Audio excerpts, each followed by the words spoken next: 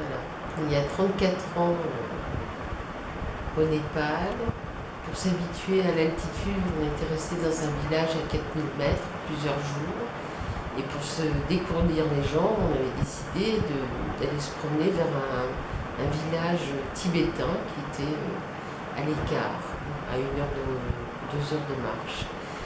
Et dès qu'on a approché le village,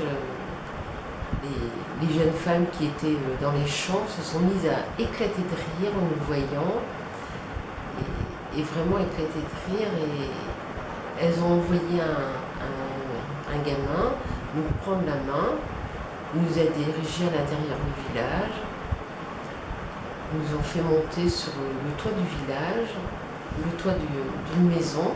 En fait, c'était un temple, et les prêtres étaient en train de faire l'office religieux. Et un prêtre, très autoritairement, nous avons l'impression de gêner, très autoritairement nous a désignés: asseyez-vous par terre, pouf, bougez pas.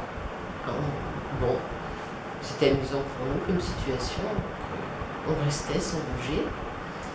Et ensuite, le prêtre nous a désignés, toujours aussi autoritairement, de monter avec lui dans ce qui était leur bibliothèque, une maison très fermée, avec une clé comme dans les châteaux du Moyen-Âge, absolument énorme.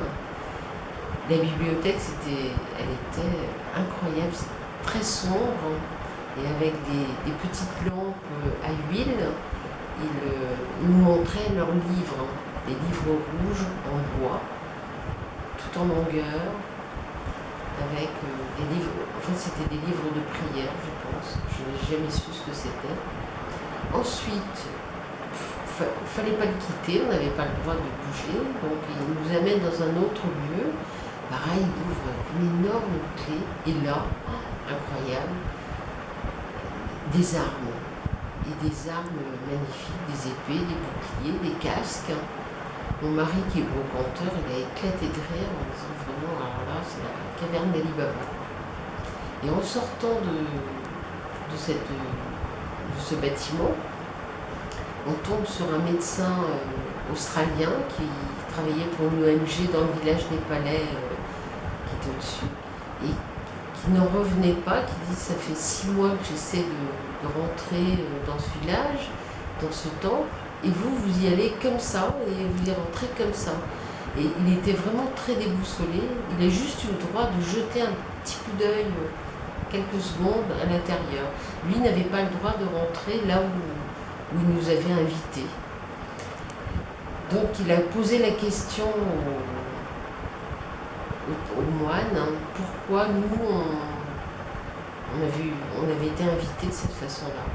Et en fait, 1 an avant, la montagne au-dessus de ce village, il y a eu 2 Européens, un couple d'Européens, en tout cas d'étrangers pour eux, qui étaient décédés. Et depuis, ils n'avaient que des ennuis, des mauvaises récoltes, des criquets, de la moisissure, enfin, que des problèmes qui étaient très importants pour eux.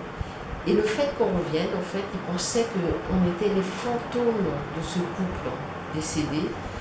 Et c'était un signe de très bon augure. La chance allait tourner pour eux. Et tous dans le village nous saluaient, et nous, innocemment, les saluaient de la même manière. On leur rendait leur sourire, et on rigolait. Eux riaient beaucoup dans le village, et nous aussi on riait parce qu'on ne comprenait pas cette situation.